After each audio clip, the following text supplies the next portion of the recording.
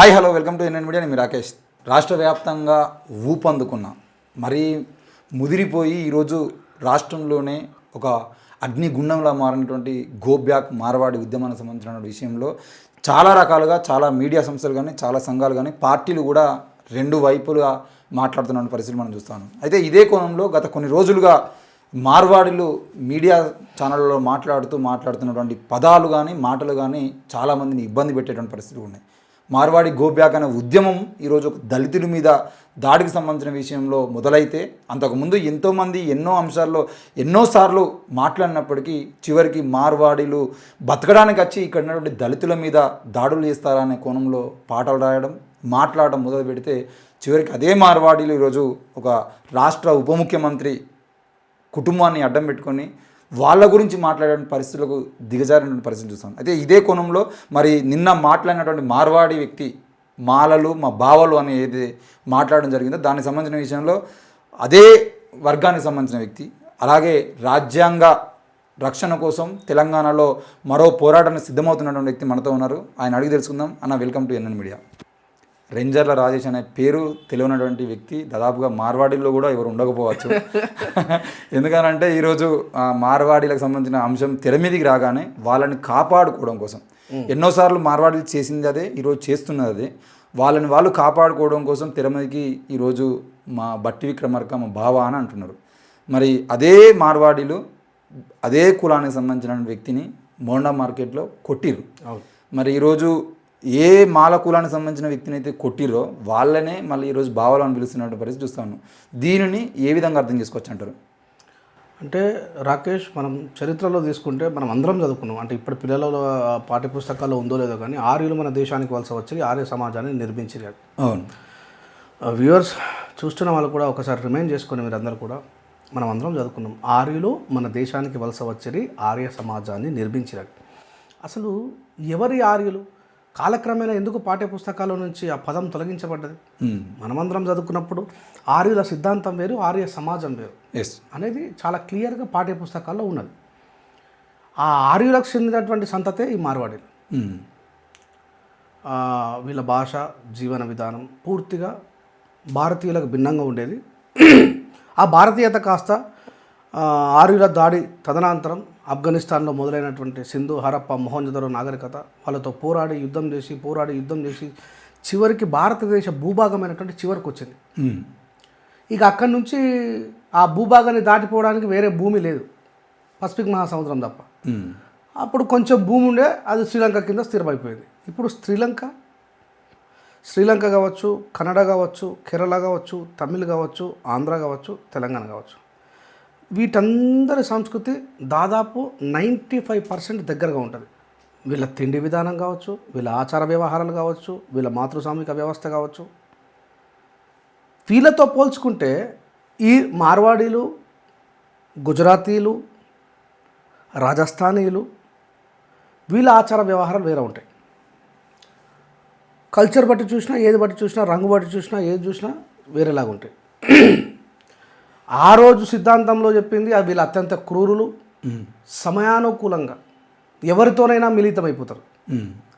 దానికి పెద్ద ఎగ్జాంపులే మాలమాదిగల్ని విడదీసింది వీళ్ళే. కారంచెడు, చుండూరు తర్వాత ఒకవేళ వీళ్ళిద్దరు స్ట్రాంగ్ కమ్యూనిటీస్ ఒకవేళ ఇట్లాగే బలంగా ఉంటే వీళ్ళకి ఎవరైనా మున్నూరు కాపు సామాజిక వర్గం లాంటి బీసీ సామాజిక వర్గం వాళ్ళు ఎవరైనా సపోర్ట్ చేస్తే వీళ్ళు రాజకీయ అధికారంలోకి వచ్చేస్తారన్న భయంతో ఇమీడియట్గా వాళ్ళని విడదీసినటువంటి సంస్కృతి ఇది. ఇప్పుడు మోండా మార్కెట్లో మాలోల పిల్లగాని కొట్టి ఆయన స్నేహితులు ఒక ముదిరాజు పిల్లగాడు, ఒక యాదవుల పిల్లగాడు అడ్డం వస్తే వాళ్ళని కూడా కొట్టి ఇక్కడ నా బీసీ సహోదరులు మేము హిందువులమని అనుకుంటున్న వాళ్ళని నేను అడుగుతున్నా. ముదిరాజులు మనోళ్ళే, యాదవులు మనోళ్ళే. మరి మీ దళితులు అంటే క్రైస్తవులు అని చెప్పి ఒక ముద్ర వేసి, నక్సలేట్లనే ముద్ర వేసి వాళ్ళని కొడుతున్నారు. మరి వీళ్ళే ఎందుకు కొట్టిరు? అంటే వీళ్ళ దృష్టిలో తమ పర అనే భేదం ఉండదు. వాళ్ళ గ్రూప్ సెక్టార్ పీపుల్ మాత్రమే వాళ్ళు. మిగతా వాళ్ళని ఉపయోగించుకొని వదిలేస్తారు వాళ్ళు, అంతే. ఇలా బట్టి విక్రమార్క అనేటువంటి వ్యక్తి ఆర్థికంగా, సామాజికంగా, రాజకీయంగా బలమైన వాడు కాకపోతే ఆయనను కూడా చంపేద్దరు. ఆమెను పెళ్లి చేసుకుని ఇచ్చిన వాళ్ళు కాదు. వాళ్ళకి ఎంత లాంగ్ విజన్ ఉంటుందంటే ఫ్యూచర్లో వీడు మనకు ఉపయోగపడతారా? ఉపయోగపడితే పర్లేదులే. ఇంత మాట్లాడుతున్న బీజేపీలలో అత్యధికంగా పెద్ద పెద్ద నాయకుల కొడుకులు బిడ్డలు ముస్లింలనే పెళ్లి చేసుకున్నారు. వీళ్ళు తెల్లారులేస్తే ముస్లింల మీద దాడి చేస్తారు, ముస్లింలను తిడతారు. అవును. అత్యధికంగా బీజేపీలో ఉన్నటువంటి నాయకులలో ఇప్పుడు లిస్టు తీసుకుంటే మనం ఆడవాళ్ళు మంచి వ్యాపారవేత్తలైన ముస్లింలను చేసుకున్నారు, మగవాళ్ళు మంచి ఆర్థికంగా సెట్ అయినటువంటి అమ్మాయిలు పెళ్లి చేసుకున్నారు. ఇది కింద ఉన్నటువంటి మన బీసీ ఎస్సీ సమాజానికి తెలియదు. వీళ్ళు ఫస్ట్ గుర్తుపెట్టుకోవాల్సిన విషయం ఏంటంటే ఫస్ట్ వీళ్ళు ఇండియన్సే కాదు. ఎవరు? ఆర్యుల సంతతి అయినటువంటి రాజస్థానీ గుజరాతీ కల్చర్ ఎవరైతే ఉన్నారో వీళ్ళు అసలు భారతీయులే కాదు. ఈ విషయం చెప్పొస్తలేదు. మన ఇప్పుడు ఉద్యమం చేస్తున్నటువంటి వాళ్ళు ఎవరైతే ఉన్నారో వాళ్ళు గో బ్యాక్ మార్వాడి కాదు, గో బ్యాక్ ఆర్యన్స్ అనాలి, గో బ్యాక్ ఆర్యన్ సంతతి అనాలి. అంటే ఇన్ని రోజులు మీరు ఎన్నో సభల్లో మాట్లాడుతూ బ్రాహ్మిన్స్ మాత్రమే ఆర్యన్స్ అని మాట్లాడారు కదా, ఇప్పుడు మార్వాడిలో రాలేదు. ఈరోజు తెర మీదకి వచ్చిన తర్వాతనే అట్లా మాట్లాడడం కరెక్ట్ అంటారా? This is all their culture. This is all their culture. Brahmans అంటే ఇంకో మాట, ఇక్కడ రాజ్యాంగం గురించి మాట్లాడే వ్యక్తిగా, ఎప్పుడు రాజ్యాంగంలో ఉన్నటువంటి హక్కుల గురించి మాట్లాడే వ్యక్తిగా వాళ్ళని గో బ్యాక్ అని అనే హక్కు మనకు లేదు. ఆర్టికల్ 19/1 ప్రకారం భారతదేశంలో కాశ్మీర్ నుంచి కన్యాకుమారి వరకు ఏ వ్యక్తి ఎక్కడికైనా వెళ్ళి స్థిరపడవచ్చు, ఎక్కడికైనా వెళ్ళి వ్యాపారం చేసుకోవచ్చు, ఎక్కడికైనా వెళ్ళి తన జీవన విధానాన్ని కొనసాగించవచ్చు. దీన్ని వ్యతిరేకించడం అనేది భారత రాజ్యాంగాన్ని వ్యతిరేకించడం. కానీ ఇక్కడ అంటే నేను గత ఈ 20 రోజులుగా జరుగుతున్నటువంటి వ్యవహారాలు చూస్తున్న తర్వాత యాక్చువల్లీ నేను మహబూబ్ నగర్ జిల్లాలో బాబాసాహెబ్ అంబేద్కర్ గారి విగ్రహావిష్కరణకు వెళ్ళాలి. నాతో పాటు గోరెట్ రమేష్ కూడా రావాలి. ఆల్ ఆఫ్ సడన్ నేను మా ఊరు నుంచి హైదరాబాద్ రావడానికి కాస్త సమయం పట్టే లోపే ఎస్ఓడి పోలీసు వచ్చి గోరెట్ రమేష్ని చాలా చాకచక్యంగా, రమేష్ చెప్తే నాకు చాలా ఆశ్చర్యం అనిపించింది. ఏదో పార్సల్ వచ్చింది కిందికి రండి అనేసరికి పాపం ఆయన కింది పోయిండట. ఒక పోలీస్ ఆఫీసరు మామూలుగా లుంగి కట్టుకొని చిరిగిపోయిన టీషర్ట్ వేసుకొని ఆ మూలకు ఒక ఆయన, స్కూటీ మీద ఒక ఆయన, ఇంకొక ఆయన అయితే మొత్తం ప్యాంట్ అంతా ఫోల్డ్ చేసుకొని మొత్తం సింపిల్ జుట్టు వేసుకొని తల పాగా కట్టుకొని కుంటివాడలాగా నటించి. అయితే గోరెట్ రమేష్ ఏమన్నా దావుద్ ఇబ్రాహిమా ఏందో నాకు అర్థం కాలే. ఈయనని అంత చాకచక్యంగా పట్టుకొని తీసుకొని పోయి పోలీస్ స్టేషన్లో పెడితే ఫస్ట్ నాకు వచ్చిన ఫోన్ కాల్ తర్వాత నాకు అర్థమైంది ఏంటంటే అసలు రమేష్ని తీసుకుపోయింది ఎవరు? సేమ్ మన తొలి వెలుగు రగనని ఎట్లాగైతే పండుగ ఉంటున్నప్పుడు కూరగాయలు ఉంటున్నప్పుడు కిడ్నాప్ చేశారు, కనీసం వాళ్ళన్నా కొంచెం మామూలుగా మనలాంటి వేషధారణ ఉన్నారు. వీలైతే ఇంకా అంటే ఏదో సినిమా షూటింగ్ కోసం ప్రయత్నం చేసి దానిలాగా తీసుకొని పోయారు. అంటే తెలంగాణ ప్రజలు ఆలోచించాలి. తెలంగాణ మొత్తం భారతదేశంలో ఉన్నటువంటి రాష్ట్రాలన్నిటికంటే కూడా ప్రతిష్టాత్మకంగా ప్రశ్నించే గుణం కలిగినటువంటి రాష్ట్రం తెలంగాణ. ప్రతిదాని మీద ఈవెన్ నేను కావచ్చు, ఇంకెవరైనా కావచ్చు. కేసీఆర్ గారి మీద పాటలు రాసిన చరిత్ర ఉంది, రాజశేఖర రెడ్డి గారి మీద పాటలు రాసిన చరిత్ర ఉంది, అంతకుముందు ఎన్టీ రామారావు గారి మీద రాసిన చరిత్ర ఉంది, అంతకుముందు ప్రతి ఒక్కరి మీద. అంటే ప్రశ్నించే గుణం అనేది తెలంగాణకు చాలా అది బై డిఎన్ఏలోనే ఉన్నది. అది అట్లా పాట రాసిండు కదా అని చెప్పేసి అంటే ఇప్పుడు నీ పాట ఒక వ్యక్తి రాసినప్పుడు అది భావ ప్రకటన స్వేచ్ఛ ఆర్టికల్ 19 ప్రకారం. నువ్వు అది తప్పనుకుంటే తప్పని నిరూపించడానికి ఇంకో పాట రాయాలి. కానీ మనిషిని ఎత్తుకపోయి కిడ్నాప్ చేసి మళ్ళీ నేను ఇమీడియట్గా మినిస్టర్ గారితో కాల్ చేయించి ఆయన ఎక్కడున్నారో తెలుసుకొని ఆయన బయటకు రప్పించడం కోసం. అంటే బ్రాహ్మణీయ ఆర్యన్ సిద్ధాంతం థియరీ ప్రకారము వీళ్ళు ఎక్కడ వనరులు ఉంటే అక్కడికి వెళ్ళి సెటిల్ అవుతారు. గోబ్యాక్ మార్వాడి ఉద్యమం చేస్తున్నటువంటి వ్యక్తులు వాళ్ళని వెనక్కి వెళ్ళాలి అని ప్రకటించడానికంటే ముందు వాళ్ళు చేసినటువంటి తప్పులు, వాళ్ళు చేస్తున్నటువంటి దొంగ బిజినెస్లు ఏంది అనేది నిరూపించాలి తెలంగాణ సమాజానికి. ఈరోజు పాపం సామాన్యమైన ప్రజలకు ఎందుకు ఈ నినాదాన్ని ఎత్తుకున్నారు? పాపం వాళ్ళు వచ్చి కష్టపడుతున్నారు కదా. ఊర్లలో రాజస్థాన్ హోటల్ పెట్టుకొని పాపం ఏదో తిండి సంబంధించినటువంటి చిరుతిళ్ళు ఏర్పాటు చేసుకొని పోతున్న వాళ్ళని ఎందుకు వీళ్ళు గోబ్యాక్ అంటున్నారు అనే విషయం సామాన్యులకు అర్థం కావట్లేదు. ఎందుకు గోబ్యాక్ అనాల్సి వస్తుంది అన్నటువంటి విషయాన్ని ఎక్స్ప్లెయిన్ చేస్తే, గత 10-15 సంవత్సరాలుగా మనం చూసుకున్నట్టయితే భారతదేశంలో అత్యంత కల్తీ ఆహార పదార్థాలని అమ్ముతున్నది తెలంగాణ రాష్ట్రం అని ఫుడ్ కార్పొరేషన్ ఆఫ్ ఇండియా కావచ్చు, మిగతా వాళ్ళు చెప్తా ఉన్నారు. మరి ఎట్లా కల్తీ జరుగుతుంది? అసలు ఏం ఆహారం కల్తీ జరుగుతుంది? ఈ ఆహారాన్ని సప్లై చేస్తున్న వాళ్ళు ఎవరు? ఈ ఆయిల్ తయారు చేస్తున్న వాళ్ళు ఎవరు? అత్యధికంగా ప్లాస్టిక్ని ప్రొడ్యూస్ చేస్తున్న వాళ్ళు ఎవరు అనే విషయాన్ని తీసుకుంటే వీళ్ళంతా కూడా మార్వాడలే. ఇది కేవలం ఒక తెలంగాణ నుంచి మొదలైంది కాదు రాకేష్. బీజేపీ గవర్నమెంట్ ప్రతిష్టాత్మకంగా అత్యధికంగా సబ్సిడీలు కలిగినటువంటి బిజినెస్లను పెట్టిస్తుంది వీళ్ళతో. ఓకే. ఒకవైపు ప్రపంచం అంతా కూడా గ్లోబల్ వార్మింగ్ పేరు మీద ప్లాస్టిక్ని వీలైనంత ఎక్కువగా తగ్గించాలని ప్రయత్నం చేస్తే ఈరోజు అత్యధికంగా ప్లాస్టిక్ ఇండస్ట్రీస్ మొత్తం ఉన్నది కూడా గుజరాత్లోనే, రాజస్థాన్ పరిసర ప్రాంతాల నుంచే వస్తున్నాయి. ఏ కామన్ విలేజ్లో కూడా ఈరోజు ప్లాస్టిక్ లేని ఊరు లేదు. అవును. ప్రతిదీ, ఈవెన్ మనం బ్రేక్ఫాస్ట్ చేసే ఆ డిస్పోజల్ ప్లేట్ దగ్గర నుంచి కూడా ఎవరు తయారు చేస్తున్నారు? అసలు నన్ను అడిగితే నా మాదిగ సోదరులకు నేను ఒక విజ్ఞప్తి చేస్తా ఉన్నా. మనం ఏ ఉద్యమాలు చేసినా ముందున్నాం. ఎందుకంటే ఈ దేశం పట్ల ప్రేమ నాట్ ఓన్లీ మాదిగలు, ఎస్సీ ఎస్టీ బీసీలు అంతా కూడా. అసలు ఈ ఉద్యమం ఎవరి నుంచి మొదలు కావాలా? ఫస్ట్ తెలంగాణ కోమట్టి సమాజం నుంచి మొదలు కావాలి. ఎందుకంటే కొన్ని సందర్భాలలో అన్టచబిలిటీ పేరు మీద బ్రాహ్మణ వైశ్యులను తిట్టిన నేనే. ఎందుకంటే కొద్దిమంది పాటించారు. చేసిన ప్రశ్న తప్పులు ఎత్తి చూపడం అనేది ఒక అంబేద్కర్ రెడ్డిగా అది నా బాధ్యత.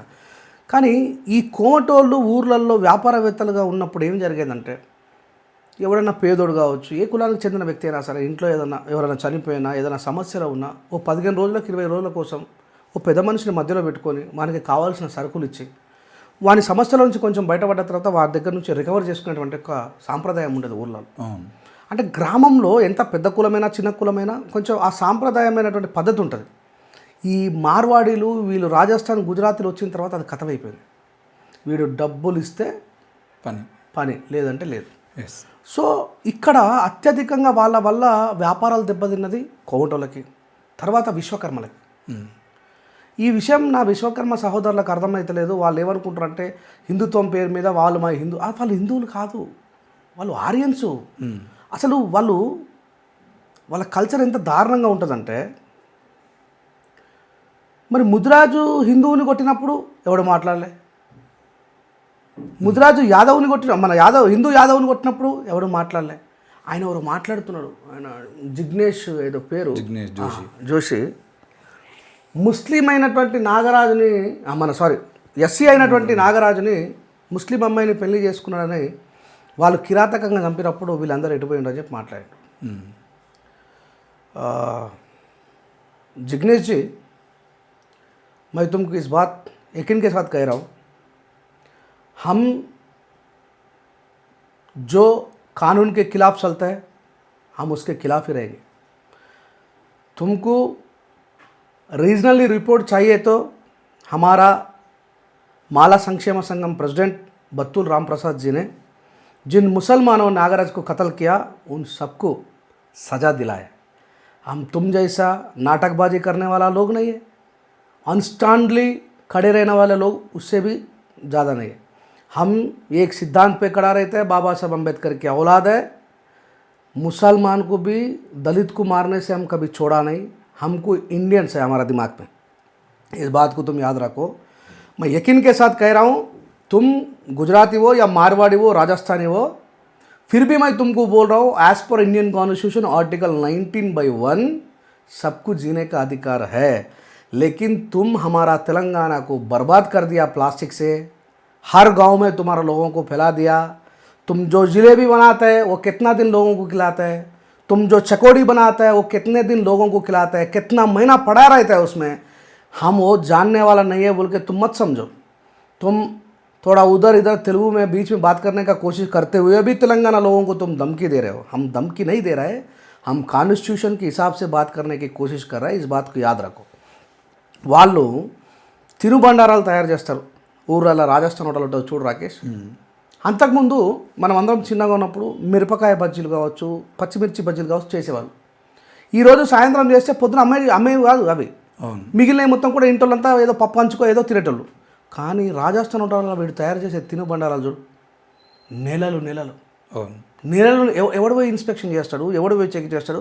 తెలంగాణ ప్రజలారా, నేను చెప్పింది తప్ప ఒప్ప మీరే కామెంట్ చేయండి. వాడు లడ్డు తయారు చేస్తాడు 6 నెలలు ఉంటుంది, వాడు జిలేబీ తయారు చేస్తాడు 6 నెలలు ఉంటుంది, చెకోడీలు తయారు చేస్తాడు సంవత్సరం ఉంటుంది. ఇది కాదా తెలంగాణ ప్రజల్ని అనారోగ్యం పాలు చేయడం కాదా ఇది? అంటే మీరు ఇంతకుముందు హిందువులకు సంబంధించినటువంటి అంశం మాట్లాడారు. హిందువులు కాదు వీళ్ళు అని అంటారు. కానీ హిందువులని వేరు చేయడం కోసం మాత్రమే ఈ మార్వాడి గోబ్యాక్ అనే కుట్ర చేస్తున్నారు అని చెప్పేసి మాధవ్ లత గారు మొన్న స్టేట్మెంట్ ఇచ్చారు. దాన్నే బండి సంజయ్ గారు కూడా అదే మాట్లాడుతూ మేము మార్వాడి గోబ్యాక్ మద్దతు ఇయ్యం అని చెప్పేసి ఆయన అంటున్నారు. హిందువులను ఐక్యంగా ఉన్నటువంటి హిందువులను వేరువేరుగా చేసేటువంటి కుట్రలు చేస్తున్నారు అని చెప్పేసి అంటున్నారు. ఆ కుట్రలు నిజంగానే చేస్తున్నారా మీరు? బండి సంజయ్ అన్నకి సూటి ప్రశ్న.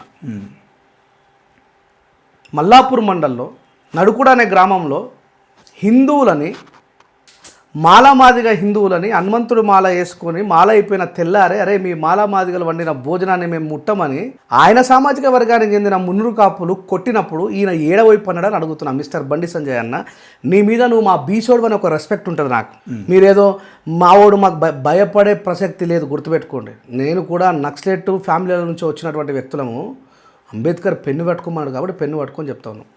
ఈరోజు నా హిందూ తమ్ములను అడుగుతున్నా, ఎవరి ఓట్ల చేదైతే గెలిచిండో బండి సంజయ్ కావచ్చు, ఇటు అరవింద్ కావచ్చు, సిగ్గు శరం మానం మర్యాద ఉంటే ఒక్క పాఠశాల తీసుకొచ్చారా వీళ్ళు? ఈ యూత్ తమ్ములంతా కూడా రోడ్ల మీద నిరుద్యోగులు అయి తిరుగుతున్నారని చెప్పి సెంట్రల్లో వీళ్ళ ప్రభుత్వం ఉంది కదా రాకేష్. అప్పుడు జీవితం మొత్తం కేసీఆర్ గారి మీద ఏడ్చిండ్రు. ఇప్పుడు వీళ్ళ పని ఎంత, వీళ్ళ బతికింతేనా? వీళ్ళు మన జీతగాళ్ళు. ఈ జీతగాలు చేయాల్సిన పని ఏంది?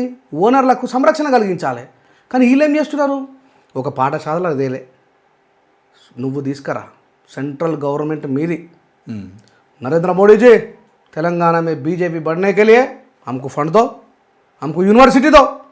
రేపు పొద్దుగాల మీకు చెప్పుకోవడానికి ఏముంది నా లోటపీస్? మీకు టీఆర్ఎస్ గవర్నమెంట్ ఉన్న రోజులు 10 సంవత్సరాలు భజన ఎత్తిరి, ఓ యూనివర్సిటీ దేలే, కనీసం నిరుద్యోగుల కోసం ఒక ఫ్యాక్టరీ తీసుకురాలే 100 కోట్లు పెట్టి. ఏం బిక్తారు వీళ్ళు? ఉత్త డమ్మి క్యాండిడేట్లు ఇద్దరు వీళ్ళు. జస్ట్ ప్రజల ఓట్లతో గెలిచిండ్రు. వీళ్ళు ఏం చేస్తారంటే డీజేలకు డబ్బులు ఇచ్చి, మందు తాగడానికి డబ్బులు ఇచ్చి, గణపతులు పెట్టడానికి డబ్బులు ఇచ్చి, ఇదాయా హిందూ సాంప్రదాయాన్ని కాపాడే పద్ధతి? ఏ గ్రంథంలో రాసిందా? దమ్మర తాగకుండా కరెంట్ షాట్ కొట్టుకొని చచ్చిపోమని చెప్పేసి, బాగా తాగకుండా మందిని హింసించమని చెప్పేసి నేను చదివినటువంటి ఏ గ్రంథంలో కూడా కనిపించలేదు నాకు. రాముడు గుహుడు అనేటువంటి ఒక బెస్తవాన్ని గుండెలకు అద్దుకున్నాడు, శబరిచ్చినటువంటి ఎంగిలిపాలు తిన్నాడు. ఈయన రాముడు ఆదర్శం అని చెప్పాడు, కానీ రాముడికి కిలాప్ అని చెప్తారు వీళ్ళంతా. రాముడిని కనీసం వీళ్ళు రాముడిని కూడా ఆదర్శం తీసుకోరు. రాముడి పేరు చెప్పుకొని రాముడి జీవితాశయాలను మొత్తం కూడా కిల్ చేస్తారు వీళ్ళు. రాముడు ఎక్కడ తాగి మసీదుల మీద పోయి లొల్లి కొమ్మని చెప్పాలి. రాముడేనా నీకు మొత్తం రామాయణంలో ఏడన్నా తురుకులను చంపిట, క్రైస్తవులను చంపిట? అరే ఇది ఏం నాకు, ఇది ఏం సంస్కృతి నాకు అర్థం కాదు. హిందుత్వం అనే పేరుని బాగా వాడుకుంటున్న వాళ్ళు ఈ దేశంలో ఎవరైనా ఉన్నారంటే బీజేపీ వాళ్ళే. ఆయన ఎవరు అంటాడుగా నిన్న అమ్మారా ప్రసాద్, ఇలా నార్త్ ఇండియా సౌత్ ఇండియా కాదు బ్రదర్, కల్చర్ని విధ్వంసం చేయొద్దు ఎవరైనా సరే. ఇప్పుడు మనం పంజాబ్ పోతాం అంటే అంబేద్కర్ నార్త్ ఇండియన్ వాడే కదా అని వాళ్ళది. ఇప్పుడు రాముడు ఎక్కడైనా మరి అట్లా అంటే ఆయన పుట్టింది ఎక్కడ? అంటే రాముని గోబ్యాక్ అంటారా మీరు? నేను ఇప్పుడు వాడంటే మూర్ఖుడు అమర ప్రసాద్ అనేటోడు, వానికి జ్ఞానం లేదు, మనిషి అసలు బుద్ధి లేదు వానికి. నా దృష్టిలో అయితే ఏదో ఒక రోజు అవుతుంది వాడిని, కానీ బీపీ వేయకుంటే ఇది. కాకపోతే ఇది విద్వేషాలు రెచ్చగొట్టే పద్ధతి, ఇది విద్వేషాలు. నేను రాముని గోబ్యాక్ అని ఎందుకంట? ఇప్పుడు రాముడు ఆయన చేసినటువంటి ఆదర్శప్రాయమైనటువంటి జీవితాన్ని ఎవరికైనా ఇన్స్పైర్ అయితే, కానీ how that right brother? Inspiration కావచ్చు. ఆర్టికల్ 22 కాదు స్వేచ్ఛ ఇచ్చింది. ఈ మూర్ఖుడు కాబట్టి అంబేద్కర్ మీద పడ్డాడు, మరి మేము పడంగా అట్లా. ఇప్పుడు ఇది కరెక్ట్ విద్వేషాలు రెచ్చగొట్టే పద్ధతి. మొన్నటిదాకా ఏడున్నాడు సప్పుడు లేదు, కరెక్ట్ మళ్ళీ ఇప్పుడు వచ్చి ఒక పోస్ట్ పెడతాడు. అంటే మార్వాడి గోబ్యాక్ అంటే నార్త్ ఇండియాకు సంబంధించిన అంబేద్కర్ కూడా గోబ్యాక. అంబేద్కర్ మాకు ఆదర్శం రా చెత్తనా కొడుక. వాళ్ళ అయ్యకు ఉద్యోగం రావడానికి కారణం కూడా బాబాసాహెబ్ అంబేద్కర్. ఈ విషయం చాలామంది, నిజామాబాద్ జిల్లాడే. ఈయన బతుకంతా సిఐసీలో చదువుకున్నారు, పీకనే చదువుకున్నారా క్రిస్టియన్ స్కూళ్ళను? అంటే అవసరం ఉన్నంతసేపు క్రిస్టియన్ యూనివర్సిటీలు కావాలా, అవసరం ఉన్నంతసేపు ఇంగ్లీష్ మాధ్యమం నేర్చుకోవడానికి క్రిస్టియన్ స్కూల్ కావాలా, డాలర్లు సంపాదించడానికి క్రిస్టియన్ దేశాలు కావాలా? ఇలాంటి దుర్మార్గులు చేయబట్టే హిందుత్వం ఈ దేశాన్ని దాటి వేరే దేశానికి పోలేదు రాకేష్. చూడు నువ్వు ప్రపంచంలో 193 దేశాలలో వేరే దేశాలలో ఈ దేశం నుంచి మైగ్రేట్ అయిన హిందువులు ఉంటారు, కానీ హిందుత్వం ఉండదు. ఇలాంటి మూర్ఖులు చేయబట్టే. నీ ఒకవేళ నీ మతంలో సామరస్యము, పేద ప్రజల్ని ప్రేమించే గుణం, అందరినీ సమానత్వంగా చూసేది ఉంటే ఈ నేపాల్ భారతదేశం దగ్గర ఎందుకు అయిపోయింది? అందుకే కల్చర్ని విధ్వంసం చేయడానికంటే ముందు అక్కడ ఉన్నటువంటి ప్రజల యొక్క జీవన విధానాన్ని విధ్వంసం చేస్తున్నారు కల్తీ పేరు మీద. అంటే కల్చర్ని విధ్వంసం చేయట్లేదు, వాళ్ళు సంస్కృతిని కాపాడుతున్నారు. వాళ్ళ సంస్కృతిని కాపాడుతున్నారు కాబట్టి వీళ్ళకు ఏడుపు అని చెప్పేసి మాధవీలత అంటుంది. మాధవీలత అంటే ఆమె ఒక శవాల మీద పేలాలు ఏరుకున్న, అసలు నేను I don't want speak about of her. ఆమె ఏం మాట్లాడుతూ ఒక స్టాండ్ లేదు, మన్ను లేదు. మొన్న దాకా పోయి అసౌద్దీన్ ఓవైసీ ఇట్లా ఈ పతంగి తెంపేస్తా అన్నది, మొన్న పోయి ఆయన తుర్కదేవులని పోయి మొక్కొచ్చింది. BJP people they are perfectly playing drama. నన్ను అడిగితే సినిమా జబర్దస్త్ ఆర్టిస్టుల కంటే కూడా ఘోరంగా నటిస్తారు వీళ్ళు. నేను బండి సంజయ్ అని మా ఎంపీ అరవింద్ గారిని అడుగుతున్నా, మీరు ఈ తెలంగాణ ప్రభుత్వానికి, ఈ తెలంగాణని పరిపాలిస్తున్న పరిపాలకులకి చంపపెట్టులాగా కేంద్ర ప్రభుత్వం మీరే కాబట్టి మీరు ప్రజలని అభివృద్ధి చేసి నంబర్ 1 అనిపించుకోండి. నేను వీళ్ళిద్దరికి నేను ఒక్కరిని సమాధానం చెప్తే రాష్ట్రం ఎవ్వరు అవసరం లేదు. బండి సంజయ్ అన్న ఆయన ఏం మాట్లాడుతారో ఆయనకు అర్థం కాదు. దయచేసి మీరు ఒక ప్రతిష్టాత్మకమైనటువంటి ప్రజలు ఇచ్చినటువంటి ఒక గొప్ప పదవిలో ఉన్నారు. వీలైతే యూత్ని అభివృద్ధి చేయడం కోసం ప్రయత్నం చేయండి. అరాచక శక్తులుగా తయారు చేస్తూ ఉన్నారు వీళ్ళు. అందుకే ఒకటే బాబాసాహెబ్ అంబేద్కర్ చెప్పిన విషయాన్ని గుర్తు చేస్తారు.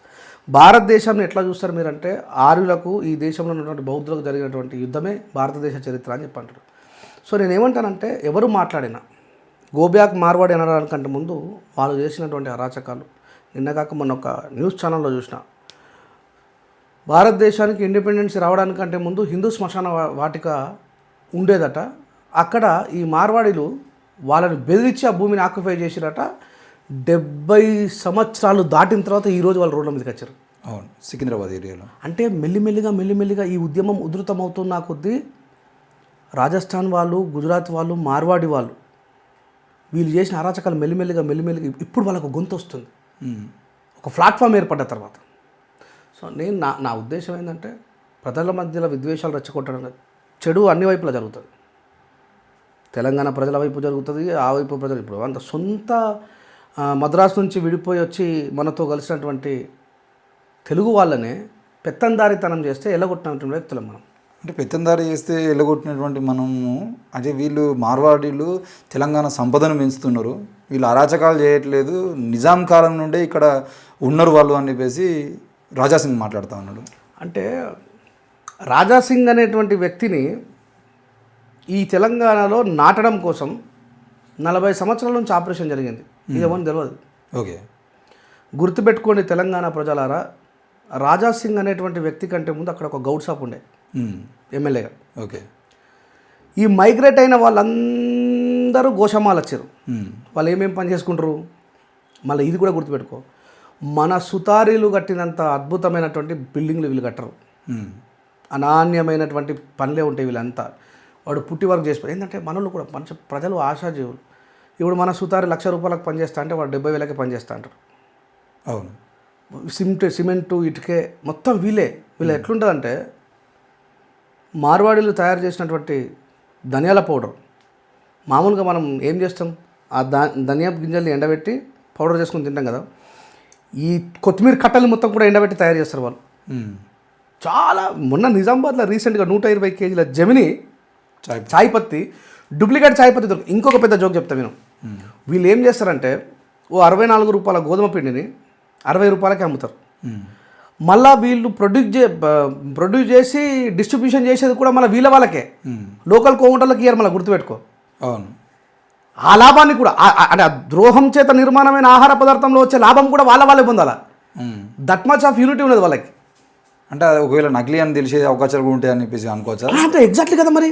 అయ్యో పుష్కన ఈ కోమటోళ్ళు ఆడ మా బండారం బయట పెడతారని చెప్పి వీళ్ళకి ఇయర్ వాళ్ళు. ఓకే, ఇంత పకడ్బందీగా జరుగుతుంది వాళ్ళది. ఏ జరిగిన ఆయిల్ కావచ్చు, ప్లాస్టిక్ కావచ్చు, ఆఖరికి కాపర్ వైర్లు ఉంటాయి కదా.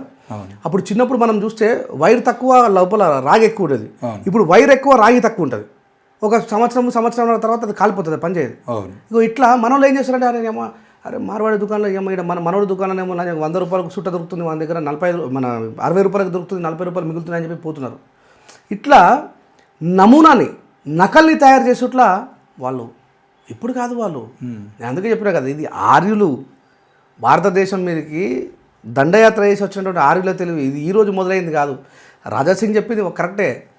తెలంగాణని దోసుకోవడం కోసం వాళ్ళు ఇప్పుడు కాదు. తెలంగాణకి స్వాతంత్రమే లేదు అప్పుడు. తెలంగాణ ఇస్ సపరేట్ కంట్రీ అప్పుడు. ఈ విషయం చాలామంది మూర్ఖులకు తెలియదు. ఇప్పుడు నేను ఈ సందర్భంగా ఒక విషయం గుర్తు చేస్తాను. అన్టచబుల్స్ ఎప్పుడు అన్టచబుల్సే. బాబాసాహెబ్ చెప్తాడు, మేము స్లేవ్స్ కింద స్లేవులమని. అవును, ఇప్పుడు ఈ దేశాన్ని పరిపాలించింది, తెలంగాణ దేశాన్ని పరిపాలించింది నైజాం. కానీ ఆయన కింద ఉన్న సామంతరాజులు ఎవరు? రెడ్డిలే కదా.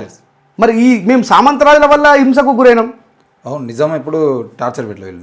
మరి మేము అన్టచబుల్స్ అండి. మా దగ్గర ఏముంది కోల్పోవడానికి? ఇప్పుడు పొద్దున మందకృష్ణ ఒకవేళ మద్దతు మాట్లాడాల్సి వస్తే మార్వాడీలకే మద్దతుగా మాట్లాడతారు. నేను ముందే చెప్తున్నాను రికార్డు. కానీ మందకృష్ణ అన్న మద్దతు కాదు, ఇక్కడ పిడమర్తి రవి లాంటి ఒక మాదిగా ఇంటెలెక్చువల్ ఈరోజు మీటింగ్ పెట్టగానే వాళ్ళు మార్వాడీలు మాలల సపోర్ట్ దొరుకుతుందని చెప్పేసి మాలలు మా బావాలు అన్నట్టుగా మాట్లాడుతూ ఉన్నారు. మాలలు రేపు పొద్దుగాల ఆయన చెప్పగానే బట్టి విక్రమార్క చెప్పగానే మీరు యూటర్న్ తీసుకుంటారనే విషయం తెలుస్తాను.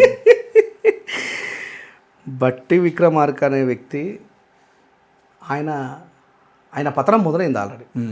ఎందుకంటే మదిరాలో ఇది కూడా గుర్తుపెట్టుకోండి, ఇది తెలంగాణ సమాజానికి తెలవాలి.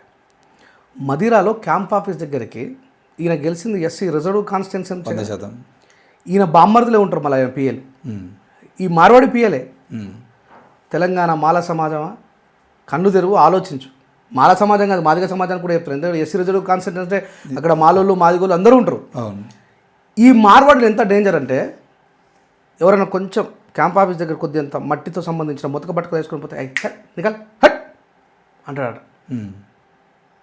నాకు డైరెక్ట్ కంప్లైంట్ చేసి నాకు అన్న మమ్మల్ని ఇట్లా క్యాంప్ ఆఫీస్లో కూడా రాణిస్తలేరు. ఎవరు దళితులేనా? దళితులే. నాకు కంప్లైంట్ చేస్తే నేనేమని చెప్పానంటే, అయ్యా బట్టి విక్రమార్క గారు, మీ బామ్మరులకు మీ భార్యకు మీకు ఒక దండం, మీరు మా దళిత నియోజకవర్గాన్ని వదిలేసి జనరల్ నియోజకవర్గాన్ని ఎంచుకోండి. ఇకపై మీ ఇంటి ముంగరికి మా మాల మాదిగోళ్ళు, మా బీసీలు, మా శాఖలు, మా వేరే కులపోలు రారు. ఇక్కడ కూడా డిస్క్రిమినేషనే. ఈ విషయం అంటే నువ్వు అడిగినావు కాబట్టి చెప్తున్నా. వాడు మా బావ అన్నాడు కదా, మా బట్టిని కూడా ఆక్యుపై చేసుకున్నాడు వాడు. ప్రాంతాలనే కాదు మనుషులు కూడా ఆక్యుపై చేసుకున్నాడు. ఈ విషయం మా సమాజానికి తెలియదు. అంటే ఈడనేమో బావ, ఈడ బాగా పైసలున్న బావ, అధికారం ఉన్న బావ. మరి అదే మోండా మార్కెట్లా ఆడు మీ బావ కదా, ఈయన మాలోడు అవుతాడు మాలోడు కదా. ఆడ కొట్టేటప్పుడు బావ గుర్తురాడు, మా బావని ఎందుకు గుర్తురాని చెప్పారు. సరే ఓకే, ఆ విషయం మోండా మార్కెట్లో జరిగింది తెలియకపోవచ్చు. ఒక్క మానవత్వం ఉన్న మార్వాడైనా, మనమందరం హిందువులం అనే మార్వాడైనా పోయి మరి కనీసం ఆ దాడిని ఖండించిందా ఇప్పటివరకన్నా? నవ్వు స్టిల్ డేస్. ఇప్పుడు నా వీడియో తర్వాత ఎవరైనా పోయి ఖండిస్తారు కావచ్చు, వాళ్ళు బాగా చమత్కారం. ఎవడైనా ఖండించిందా? ఎస్, ఇగో మేమంతా మార్వాడీలం, అందరం దుర్మార్గులం కాదండి, ఆ కొట్టినోడిని మాత్రం మేము ఖచ్చితంగా మేము అది చేస్తున్నామని ఇక్కడ పోలీస్ ఆఫీసర్లకు కూడా గుర్తు చేస్తూ ఉన్నా. గుర్తుపెట్టుకోండి, ఒకరోజు మా రోజు కూడా వస్తుంది. 41 CRPS దాడి చేసిన వ్యక్తి పన్నీర కొట్టిండ్రు, మధ్యలో వచ్చిన ముదిరాజు బిడ్డను కొట్టిండ్రు, మధ్యలో వచ్చిన యాదవ్ బిడ్డను కొట్టిండ్రు. కానీ మీరు అక్కడ ఏసీపీ గారు జాగ్రత్త గుర్తుపెట్టుకోండి, ఈరోజు మేము సామాన్యంగా కనబడుతున్నాం, అభివృద్ధిలోకి వచ్చిన తర్వాత మేము కూడా చూపిస్తాం. గుర్తుపెట్టుకోండి, 41 CRPS నోటీసు నాన్ బెయిలబుల్ అఫెన్స్కి ఎట్లా వర్తిస్తుందండి? నాకు అర్థం కాదు. అంటే మీరు ఇక్కడ ఇంత ప్రాంతీయ విద్వేషాలు జరుగుతున్న సందర్భంలో కూడా మీరు రాజ్యాంగాన్ని ఉల్లంఘిస్తారు. SC/ST అట్రాసిటీ ప్రివెన్స్ యాక్ట్కి అసలు 41 CRPS నోటీస్ అసలు సంబంధించినది కాదు. ఇంత పెద్ద యుద్ధం జరుగుతున్నాక కూడా అక్కడ ఉన్న ACP police officer Battula Ramprasad పోయి అక్కడ ఉన్న కలెక్టర్ గారికి దాని మీద ఇమీడియట్లీ సమీక్ష చేయమని చెప్పేసి అది చేసిండు.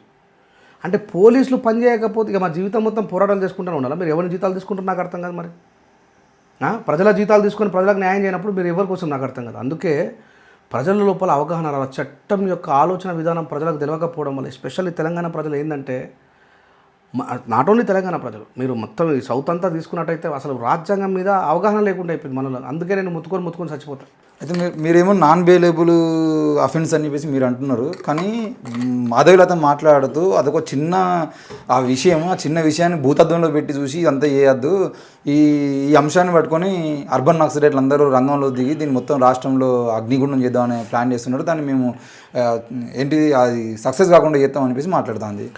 రాకేష్, గౌరవనీయురాలైన జబర్దస్త్ ఆర్టిస్ట్ మాధవిలత గారి గురించి నేను మాట్లాడదలుచుకోలేదు. ఎందుకంటే ఆమె ఫస్ట్ తెలంగాణ ప్రాంతీయురాలు కాదు. తెలంగాణ పోరాటం కోసం ఆమె ఒక్క ఫోటో చూపెట్టమని రేపు వెళ్ళి ఆమె విరించి హాస్పిటల్కి వెళ్ళి ఆమె పాదాలకు నమస్కరించి వస్తా. ఈ ప్రాంతంలో పుట్టిన బిడ్డకు ఈ నేల మీద గౌరవం, ఈ పోరాట పటిమ ఉంటుంది. ఆమెకు ఈ బీజేపీలంతా అంతే. అంతెందుకు, ఇప్పుడు బండి సంజయ్ గారి ఎంపీ పరిరక్షణలో మొన్న మా మందకృష్ణ నేత కానీ అంతా కూడా నా వాళ్ళే, వాళ్ళు ఎవరు మాలలలో ఉండడం ఇష్టపడట్లేదు, నాతోనే ఉంటారని చెప్పి మాట్లాడాను. ఆయనతో పాటు ఆవిడెవడో ఉండే ఎంపీ వెంకటేష్ నేత. సిగ్గు, శరం, మానం, మర్యాద ఉందా నీకు? వెలగటూరులో నేతకాని బిడ్డని చంపేస్తే ఏడవైపు అన్నావు నువ్వు? సల్లూరి మల్లేష్.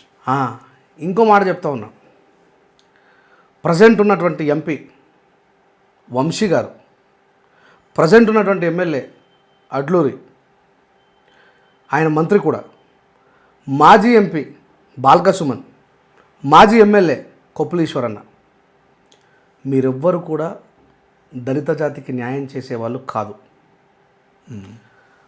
ఎంత ధైర్యం ఉండాలా రాకేష్? ఎస్సీ రిజర్వ్డ్ కాన్స్టిట్యున్సీలో ఒక ఎస్సీ వాడిని నరికి చంపేయాలంటే, కొట్టి చంపేయాలంటే, ఈయననేమో మాధవిలత మనిషి పన్నీర కొట్టినా అదొక చిన్న ఇన్సిడెంట్ అంటారు. మరి ఈ మనిషిని చంపేసే ఇన్సిడెంట్ మీద ఈ మాధవిలత మాట్లాడిందా? ఈ బండి సంజయ్ మాట్లాడిందా? ఎందుకు భూతత్వంలో పెట్టి చూడాల్సిన అవసరం ఉన్నది దాన్ని? ఆమె స్టేట్మెంట్ అంటే వాళ్ళ దృష్టిలో గోద్రాకాండ్ కూడా చిన్నదే. ఎంతమంది ముస్లింలను చంపేసినా చిన్నదే. ఎంతమంది క్రైస్తవుల్ని చంపేసినా, మణిపూర్లో బట్టలు ఇప్పేసి ఊరేగింపు చేసిన జవాన్ భార్యని చిన్నదే. దళితుల్ని చంపేసినా చిన్నదే. వీళ్ళ దృష్టికి ముస్లింల చావులు కావు, క్రైస్తవుల చావులు కావు, కగార్ పేరు మీద ఆదివాసుల్ని చంపినా చావులు కావు, మమ్మల్ని దళితుల్ని చంపినా చావు కావు. అందుకే ఈ సమాజం అర్థం చేసుకోవాలి. ఇది అర్థమవుతలేదు వాళ్ళకి. మాధవిలత అనేటువంటి ఆమె జబర్దస్త్ ఆర్టిస్ట్ నా దృష్టిలో. ఆమె శవాల మీద ఆమె కరోనాలో చేసిన అక్రమాలు, అన్యాయాలు.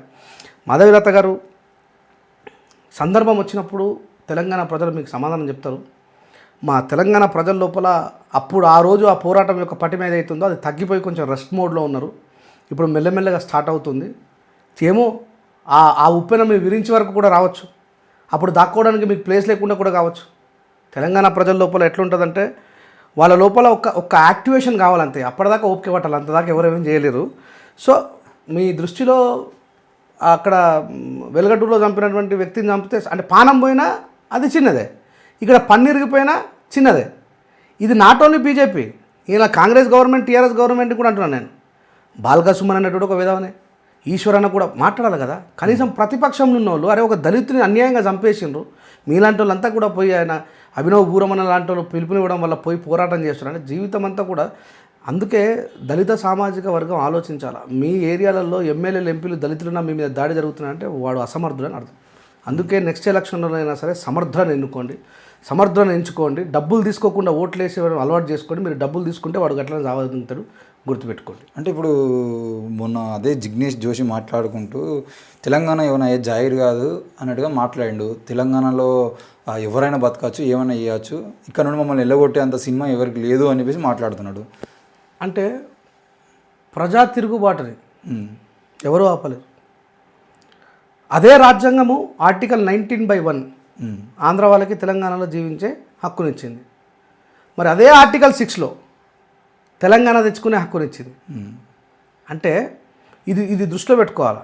నీ మీద ఈ మనుడు ఒకవైపు దండం పెడుతూనే మాకు గుజరాతీ సమాజము, రాజస్థాన్ సమాజము, నార్త్ ఇండియా సమాజము మాకు అండగా ఉన్నది అంటుండు. అంటే వాడు తెలిసి తెలియకనే యుద్ధం ప్రకటిస్తుండు. నీకు నిజంగానే ఈ తెలంగాణ మేము ఎప్పుడో పుట్టినాం, ఈయనే పెరిగినామనే ఆలోచన ఉంటే, ఈ నేల మీద నీకు మమకారం ఉంటే, నువ్వు మోండా మార్కెట్లోకి వెళ్ళి ఎవడైతే ఎస్కే జ్యువెలరీ వాడు దాడి చేసిండో వాడిని ఖండించేటోడు నువ్వు. అయ్యా ఇక్కడ మన తెలంగాణ ఇది, మన తెలంగాణ యాదవ్ని ఎందుకు కొట్టినరు, మన తెలంగాణ ముద్రాజుని ఎందుకు కొట్టినరు, మన తెలంగాణ మాలబిడ్డని ఎందుకు కొట్టినరు, మీలాంటి మూర్ఖులు పొరపాటు చేయడం వల్ల మనందరి దోషులుగా నిలబెడుతుంది ఇలా తెలంగాణ సమాజం అని చెప్పేసి నువ్వు ముందుగానే వెళ్ళి ఖండన చేస్తుంటే అయిపోయేది. గోరేటి రమేష్ పాట రాస్తాడు కాదు ఒక మాలోడుగా, ఆ పాట రాసినటువంటి రైటరు ఆ కిషోర్ మాలోడు రాసి మాలోడు మీద దాడి జరిగింది కాబట్టి మాలోడు ప్రతిపాదిస్తాడు, మాలోడు శ్యామ్ కాబట్టి మాట్లాడిండు. మీ మానవత్వం ఏది? తోటి హిందువుల పట్ల మీ దయాగుణం ఏది? మనం అందరం ఒకటైనటువంటి సమానత్వం ఏది? అంటే మీరు ముద్రాజులను కొడతారు, యాదవుల్ని కొడతారు, మాలలను కొడతారు, అడరేమో నేతకాలను చంపేస్తారు.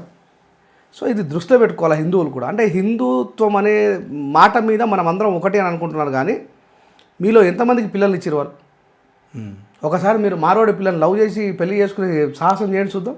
ఎవరైనా సరే నా యాదవ్ ఇక్కడ హైదరాబాద్లో మంచి మంచి పైల్వాన్లు, యాదవులు, ముదిరాజులు, బెస్ట్ వాళ్ళు చాలా బలమైన వాళ్ళు చూడండి. మరి మనం అందరం హిందువులమే కదా సమానంగా. సరే పేదోళ్ళని ఇడిచిపెట్టండి. మా మాలమాదిగులు లాంటి పేదోళ్ళు ఉన్నారు, మా బట్టన్ లాంటి బలమైన పట్టుకున్నారు, ఇడిచిపెట్టండి.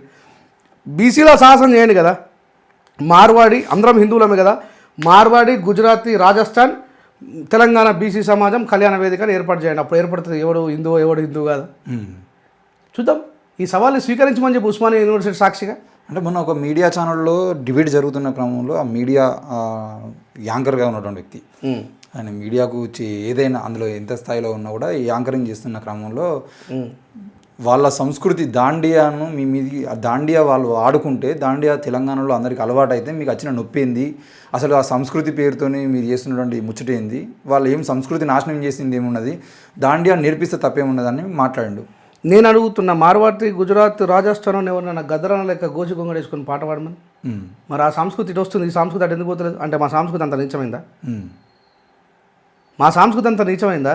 మాలాగా 3 నామాలు పెట్టుకొని శివుని స్తోత్రం చదువు. మరి వేములవాడ రాజరాజేశ్వర స్వామి దగ్గరకు పోయి మాలాగా చేయి, మా మా మా ఒగ్గు కథ చెప్పే బిడ్డల్లాగా చేయి, మా మా గొల్ల కురుమోలు చేసేలాగా చేయి నువ్వు.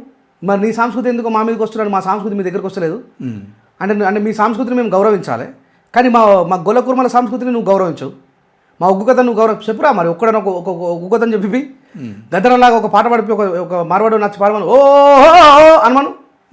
అంటే ఇది ఏ సంస్కృతి ఎవరి మీద దాడి చేస్తున్నట్టు? నా సంస్కృతి నీ దగ్గరికి వస్తలేదు, but because you are not going to respect my culture. But నా సంస్కృతిని నా మీద రుద్దుతావు నువ్వు. దాండి ఆడుకుంటే తప్పేందంటే, మరి ఇప్పుడు 100 మంది మా ఆడపిల్లలు దాండియా కొడితే తప్పలేదు, కానీ మీ దాంట్లో ఒక 2 పురాణాలు గద్దరం లెక్క గోరెటి వెంకరం లెక్క తయారవుతలేదే. ఏరి ఇప్పుడు మీ పిల్లలు ఈ తెలుగు మీడియంలో చదువుకున్నారు, ఇంగ్లీష్ మీడియం చదువుకున్నారు, అనర్గళంగా తెలుగు మాట్లాడుతున్నారు, వాళ్ళు కూడా తెలుగు వాళ్ళలాగా జీవిస్తున్నారు, కానీ మరి మా కల్చర్ మీ లోపల రావట్లేదే. ఒక మార్వాడని చూపెట్టు మరి తెలంగాణ జానపదాన్ని వాడేటండి. అంటే మీ కల్చర్ మా మీద చూపిస్తారు, కానీ మా కల్చర్ని మాత్రం మీరు రిసీవ్ చేసుకుంటే ఈయన అర్థమవుతుంది ఎవడి కల్చర్ని రెస్పెక్ట్ చేస్తున్నాడు. మేము ద్వేషించినట్ల మీ కల్చర్ని ద్వేషించుంటే నీ దాండియా పాట మా గ్రామాలకే రాదు. మా బతుకమ్మ దాంట్లో మీ దాండియా పాటకు మేము విలువనిచ్చినాం, కానీ మీ దాండియాలో మా కల్చర్కి విలువనిచ్చింది చూపెట్టు ఒకటి. అంటే కల్చర్ ఏం నాశనమైంది? నేనేమంటున్నా, ఇది ఖచ్చితంగా నీది నా మీద రుద్దుతున్నావు, నాది నువ్వెందుకు తీసుకుంటలేవు? ఇద్దరం భారతీయులమే. నువ్వు తెలంగాణలో పుట్టినావు, నీ తాత తెలంగాణలో పుట్టిండు, నీ అయ్య తెలంగాణలో పుట్టిండు, నా తాత తెలంగాణలో పుట్టిండు, నా అయ్య తెలంగాణలో పుట్టిండు. నా కల్చర్ నుంచి నీకు ఒక్క పర్సెంట్ కనబడతలేదే. అంటే నా కల్చర్ నువ్వు రిసీవ్ చేసుకుంటలేవంటే అది బ్యాడ్ కల్చర్ కింద నువ్వు నిర్ణయించుకున్నావు కాబట్టి కదా. ఇది కల్చర్ విధ్వంసం కాకపోతే ఏంది? ఖచ్చితంగా కల్చర్ విధ్వంసం. అంటే గోరెటి రమేష్ పాట పాడిన తర్వాత ఆయనను ఎస్ఓటి పోలీసులు తీసుకెళ్ళిన తర్వాత ఆ పాట ఫేస్బుక్ నుండి డిలీట్ అయింది. ఆయనను ఎన్ఐన్ మీడియా వేదికగా మేము ఆ వివరణ అడిగితే మమ్మల్ని డిలీట్ చేయమన్నారు అని చెప్పేసి చెప్పాడు ఆయన. సో అంటే పోలీసులు డిలీట్ చేసిన తర్వాత ఇక మళ్ళీ పాట పాడేటువంటి ధైర్యం తెలంగాణ సామాజికంగా అంటే తెలంగాణలో ఉన్నటువంటి ఏ ఒక్క సింగర్ చేయలేదు, ఇప్పటివరకు ఒక పాట రాలేదు అని అంటే పాటలు రాకపోవచ్చు, భయపడ్డారు అనుకోవచ్చా? ఇప్పుడు ఆంధ్రప్రదేశ్ గవర్నమెంట్ రూలింగ్లో ఉంది, తెలంగాణ పోరాటం నడుస్తూనే ఉంది. ఎవడాపగలిగిండు? అయ్యో నివా నువ్వు అవ్వో నివా తెలంగాణో నీకి తోటి పాలో నివా ఎవరాపగలిగిండు? తోటి అన్నదమ్ముళ్ళు, మాతృభాషికులు, మన పక్కోళ్ళు తిక్కలెత్త ఆలమ్మిని ఆగనున్నాం. నువ్వెవడు అసలు ఆగడతావు కదా. అది చాలా పెద్ద తప్పు. ఒక్క గోరేటి రమేష్తో డిలీట్ చేపిస్తే 100 గోరేటి రమేష్ పాటలు వస్తాయి. చాలా కనవాలే కదా, 10 రోజులు దాటింది. అయ్యో ఓపిక పట్టు, చేస్తున్నారు చాలా మంది కళాకారులు చేస్తున్నారు. ఎవరు ఆపుతారో చూద్దాం. లేదు, ధైర్యం లేదు ఇప్పటివరకు అయితే ఏ కళాకారుడు కూడా తెలంగాణ ప్రజలకు, తెలంగాణ రచయిత గాయకులకు ఉన్నదే ధైర్యం. నువ్వెవరన్నా what is your profession, what is your qualification అని చెప్పి అడుగుతావచ్చు, కానీ తెలంగాణలో క్వాలిఫికేషన్ ఏంటంటే తిరుగుబాటే. ఒకవేళ నువ్వు భారతదేశంలో ఒక ఏ ప్లేస్లోనైనా సరే, వాడు ఉత్తరప్రదేశ్లో ఉండని, వాడు జార్ఖండ్లో ఉండని, వాడు శ్రీనగర్లో ఉండని, ఒక్కడు తిరుగుబాటు చేసిండు 100 మందిలో ఒక్కడే తిరగబడ్డాడంటే వాడు పక్క తెలంగాణలో ఉంటాడు. అది తెలంగాణకు ఉన్నటువంటి ప్రొఫెషన్. తెలంగాణ ప్రజల ప్రొఫెషన్ ఏంటంటే తిరుగుబాటు. అది ఎక్కడ కూడా అన్యాయాన్ని ఓర్చుకునే గుణం కలిగింది కాదు. అది నువ్వు దుబాయ్లో చూసుకో, సౌదీలో చూసుకో, ఏడైనా సరే అణిచి వేస్తే ఎవ్వడు తెలంగాణలో ఓర్చుకోడు, తిరుగుబాటు చేస్తాడు. మరి ఈ గోరెటి రమేష్ మీద 10 రోజులు జరిగింది, 10 రోజులు అవుతుంది దాడి జరిగి. ఆయనను పోలీసు వాళ్ళు బెదిరించి ఆయన ఫేస్బుక్లోకి వెళ్ళి ఆయన పాటను డిలీట్ చేసిన తర్వాత ఇంత మాట్లాడుతున్న రాజేష్ రింజర్ లాంటి వ్యక్తే ఇప్పటి వరకు ఒక పాట రాయలేదు కానీ మాట్లాడడం కానీ చేయలేదు అనేది బయట టాక్. అయితే నేను నా పనులలో నేను బిజీగా ఉన్నా. నేను భారత రాజ్యాంగాన్ని ఈ సమాజానికి పరిచయం చేసే పనిలో ఒక 100 ఆర్టికల్ని, ఒక్కొక్క ఆర్టికల్ని వీడియో ద్వారా సమాజానికి పరిచయం చేయాలా, బాబాసాహెబ్ అంబేద్కర్ గారు అందరి వాడని నిరూపించాలనేటువంటి ఒక దానికి కట్టుబడి నిబద్ధత ఉన్నా కాబట్టి ఖచ్చితంగా నీ మీడియా సాక్షిగా చెప్తున్నా, నా పాట కూడా వస్తుంది. ఎందరు పాడినా నీకు తెలుసు, నేను వాడిన ప్రతి పాట తెలంగాణని ఎట్లా చేస్తుందో ఖచ్చితంగా వస్తుంది. నేను ప్రజలను దూషించను, కల్చర్ని మాత్రం వాళ్ళు చేస్తున్న మన మోసాల్ని మాత్రం నేనే రాస్తా. ఇంకెవడో లొట్టపేసుకొని ఎందుకు, నేనే రాస్తా. కల్తీకి మారు పేరు మార్వాడయ్యిండురా, తెలంగాణ సమాజాన్ని చంపగా చూస్తుండురా. పాసిపోయిన పదార్థాలు మాకు తినిపిస్తుండురా, కల్చరు విధ్వంసం పేర కలహాలను పెట్టారా. నేనే రాస్తా, దానికి ఒక పెద్ద టైం కావాలా ఏం కావాలా. ఓకే. కానీ నా విశ్వకర్మలు, నా కోమటోళ్ళు ముందుకు రాని ఇప్పుడు కోమటోళ్ళకు మద్దతు ఇవ్వాలి మా మందకృష్ణ అన్న. ఆ రోజు 1000 గొంతులు 1,00,000 దంపలకు కోమటోళ్ళని నిన్నగాక మొన్న ఎక్కడో ఒక మీటింగ్లో నేను వైశ్యులకు అండగా ఉంటానడు మందకృష్ణ అన్న. మా అన్నగా నిన్ను నేను అడుగుతున్నా, ఈరోజు తెలంగాణ కోమటి ఆంధ్ర కోమటోళ్ళకి అండగా మనం నిలబడదాం. ఈ ఊర్లలో మన ప్రజలందరినీ కొంచెం అక్కడక్కడ అన్టచబుల్స్ పాటిస్తున్న మూర్ఖులను పక్కన పెడితే మెజార్టీగా సమాజానికి న్యాయం చేసే కోమటోళ్ళకు మనం అండగా నిలబడదామని చెప్పేసి ఈ సందర్భంగా నేను మీకు విజ్ఞప్తి చేస్తా ఉన్నా. దయచేసి మీరు అవతల పార్టీకి పోకండి. అంటే మొన్న 24 అవర్స్ బ్యాక్ ఇదే రెంజల్ రాజేష్ వాళ్ళ మీద కొత్తగా రాజ్యాంగ రక్షణ దళ అనే ఒక పేరు కనబడింది. కొత్తగా ఈయన ఒక దుకాణం తెరవబోతుండు మళ్ళీ. ఇది మరి ప్రజల కోసం పనిచేస్తుందా, లేదంటే అందరిలాగానే ఈయన కూడా మళ్ళీ తాయిలాల కోసమే బయటకు వస్తుందా అనేది ఒక డౌట్. నేను పనిచేసిన ఈ 2009 నుంచి నేను సమతా సైనిక దళంలో జాయిన్ అయ్యి పనిచేసిన. నా దగ్గర డబ్బులు లేకపోతే తమ్ముళ్ళని వాళ్ళని వీళ్ళని 1000 రూపాయలు 500 అడుక్కున్నా. కానీ ఎందుకంటే సెల్ఫ్ రెస్పెక్ట్ కోసం నేను ఏ రాజకీయ నాయకుడి దగ్గరికి వెళ్ళి డబ్బులు అడుక్కోలేదు, ఏ పార్టీ దగ్గర తల వంచలేదు. నాకు తెలిసి మన ముందర కనబడుతున్న ఉద్యమకారులలో అందరికంటే ఎక్కువగా జైలు పోయి కేసులు వేయించుకున్నది నేను, నా తర్వాత బైర్ నరేషన్ అనే. ఇక మరి జైళ్ళకి పోయి కేసులు వేయించుకుంటున్నాడు. కాంప్రమైజులు చేస్తే డబ్బులు తీసుకొని జైళ్ళకి పోయి ఎందుకు పోతా, నా మీద ఎవరు కేసు పెడతారు. సో ఎస్ఎస్డి తన స్టాండ్ను తప్పింది మిత్రులారా. కూటమి ప్రభుత్వానికి మద్దతు ఇవ్వడమే దానికి గల కారణం.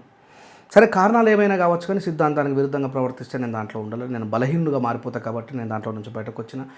రాజ్యాంగ రక్షణ దళం అని చెప్పేసి త్వరలో ఏర్పాటు చేయబోతున్నా. అన్యాయం మీద ప్రతిఘటిస్తా. మన సిద్ధాంతం దాడికి ప్రతిదాడే. ఆర్టికల్ 76 మనకేం చెప్తుంది అంటే, ఆర్టికల్ 76 ఐపీసీ సెక్షన్ 76 ఏం చెప్తుంది అంటే సెల్ఫ్ ప్రొటెక్షన్. మోండా మార్కెట్లో మన మిత్రుడి మీద దాడి చేసినప్పుడు మనం చట్ట ప్రకారం చుట్ట ప్రకారం పనిచేయాలి. ఏ పోలీసులు కూడా మనకు సహకరించరు. దాడికి ప్రతి దాడి జరిగినప్పుడే బలహీనపడుతుంది. మనని సంరక్షించుకునే క్రమంలో అవతలను కొట్టినా కూడా మన లాయర్లు చూసుకుంటారు. రేపు భారత రాజ్యాంగ రక్షణ దళ పేరు మీద ధైర్యవంతులందరూ కూడా మన ఆర్మీలో జాయిన్ కండి. బాబాసాహెబ్ అంబేద్కర్ గారి యొక్క రాజ్యాంగాన్ని రక్షించుకునే దిశగా. ఇది ఒక కులానికో మతానికో పనిచేసేది కాదు. అది ముస్లింల మీద అన్యాయం జరిగినా, హిందువుల మీద అన్యాయం జరిగినా, క్రైస్తవుల మీద అన్యాయం జరిగినా, జురాస్ట్రియల మీద అన్యాయం జరిగినా, ఆఖరి మానవత్వం ఉన్నటువంటి మార్వాడీల మీద అన్యాయం జరిగినా వాళ్ళ కోసం మనం నిలబడతాం. వాళ్ళ కల్తీని మనం సమర్థించే వాళ్ళం కాదు. సో తొందరలోనే రాజ్యాంగ రక్షణ దళని మనం ప్రకటించబోతున్నాం. నేనే తెలంగాణ మొత్తంలో ఉన్నటువంటి ప్రతి జిల్లాకు వస్తా, కమిటీలు ఏర్పాటు చేస్తా. గ్రామ స్థాయిలో మనం పనిచేద్దాం. మన కోసం మనమే రక్షణగా నిలబడదాం. మన నిరుద్యోగుల కోసం. నిన్నగాక మొన్న వెల్టోర్లో చనిపోయినటువంటి తమ్ముడు లాంటి వాళ్ళు ఇంకా చనిపోకుండా, మిర్యాల కూడా ప్రణయ్ లాంటి వాళ్ళు కావచ్చు, మాలబంటిగ లాంటి వాళ్ళు కావచ్చు, ఇంకా మన మంత్రి మధుకర్ లాంటి తమ్ముళ్ళు కావచ్చు, ఎవరు చనిపోకుండా కాపాడుకునేటువంటి బాధ్యతను మనం తీసుకుందామని చెప్పి తెలియజేస్తూ, భారత రాజ్యాంగ రక్షణ దళం ఆర్ఆర్డి రాజ్యాంగ రక్షణ దళంలో మీరు జాయిన్ కండి. మనకు అడ్వకేట్లు అన్ని రకాల సమాజం నుంచి మనకు మద్దతు ఉంది. ఇక ఒక స్పెషల్ ఆర్గనైజేషన్ నథింగ్ బట్ ఎస్ఎస్డిలో ఉన్నటువంటి నియమ నిబంధనలకే ఉల్లంఘి పనిచేస్తుంది ఆర్ఆర్డి. అది గుర్తుపెట్టుకోండి. దాడికి ప్రతి దాడి చేస్తే తప్ప మనకు రక్షణ లేదు. ఎన్ని కేసులైనా సరే మనం నిలబడదాం. చంద్రశేఖర్ ఆజాద్ లాంటి వాళ్ళని, భీమార్వి లాంటి వాళ్ళని ఇన్స్పిరేషన్గా తీసుకొని మనం ముందుకు పోవాలి తప్ప ఈ బలహీనమైనటువంటి ఈ పెరిగితనంతో జీవించే జీవన విధానాన్ని బద్దలు కొట్టాలని చెప్పేసి నేనే ముందుకు వస్తున్నా మిత్రులారా. నాతో పాటు నా ఆలోచనని ఇన్ని సంవత్సరాలుగా నన్ను గౌరవించి ఎన్నో పోరాటాలు నేను పిలిచిన పిలుపు మేరకు వేలాది మందిగా తరలి వచ్చి ఎన్నో అంబేద్కర్ విగ్రహ ధ్వంసాలను అడ్డుకున్నటువంటి మీరు, అన్టచబిలిటీని అడ్డుకున్నటువంటి మీరు రేపు కూడా నాతో పాటు సహకరిస్తారన్నటువంటి నమ్మకంతో, మీపై ఉన్నటువంటి నమ్మకంతో నేను కొత్త దుకాణం తెరవలేదు. గుర్తుపెట్టుకోండి. పేరు వేరు కావచ్చు, సమతా సైనిక దళ యొక్క నిబద్ధతతోనే మనం పనిచేద్దాం. కనీసం ఊరికి 4 రాజ్యాంగ రక్షణ దళ సైనికులను నిర్మాణం చేయాలనేటువంటి లక్ష్యంతో వస్తున్నా. మీరందరూ నన్ను ఆదరిస్తారనేటువంటి నమ్మకంతో నా ముందరన్నటువంటి రాకేష్ కూడా మనతో పాటే తన వాయిస్ని మన కోసం అందరి కోసం వినిపిస్తుండు, మన కోసం కూడా వినిపిస్తాడనేటువంటి నమ్మకంతో మీ అందరి ఆహ్వానాన్ని తెలియజేస్తున్నాను. Thank you. ఓకే అన్న, థ్యాంక్ యూ. మొత్తానికైతే రాజ్యాంగ రక్షణ దళ పేరుతో తెలంగాణ సమాజానికి కాకుండా 2 తెలుగు రాష్ట్రాలకు సంబంధించిన విషయంలో దాడులు చేసిన ప్రతిసారి ఏ చట్టం కూడా మనకు మద్దతుగా నిలబడట్లేదు. ఈరోజు మార్వాడీలు చేసినా, ఇంతకుముందు ఇక్కడి వాళ్ళు చేసినా, ఎవరు చేసినా దళితులు ఎప్పటికీ దాడులకు గురవుతూనే ఉన్నారు. కాబట్టి దాడులకు ప్రతిదాడి చేయడానికైనా సిద్ధంగా ముందుకు వస్తున్నటువంటి రెంజర్ రాజేష్ గారిని ప్రత్యేకంగా కేవలం ఈ అంశాలు మాట్లాడడం కోసం ఇంటర్వ్యూ చేయడం జరిగింది. ఇది అగ్రెసివ్నెస్ కోసమో లేదంటే ఇంకే దానికోసమో చేయలేదు. మరోసారి తప్పకుండా రాజ్యాంగ రక్షణ దళ ప్రకటన తర్వాత మరోసారి ఆయన కూర్చోబెట్టడానికి ప్రయత్నం చేద్దాం. మీరు కూడా ఆలోచించండి. తెలంగాణ రాష్ట్రంలో మార్వాడీలు గో బ్యాక్ నినాదంతో వస్తున్నటువంటి ఈ ఉద్యమంలో గో బ్యాక్ అనడానికి ప్రధాన కారణం మీ అందరూ వెళ్ళిపోండి అని కాదు. ఇక్కడ మీరు చేస్తున్నటువంటి కల్తీ నకిలీ వ్యాపారానికి మేము వ్యతిరేకం. నకిలీని వెళ్ళగొట్టడం కోసం, కల్తీని వెళ్ళగొట్టడం కోసం మాత్రమే జరుగుతున్నటువంటి ఉద్యమంలో మీరు కూడా భాగస్వామ్యం కావాలని కోరుకుంటూ చూస్తూనే ఉండండి ఎన్ఎన్ మీడియా. Thank you.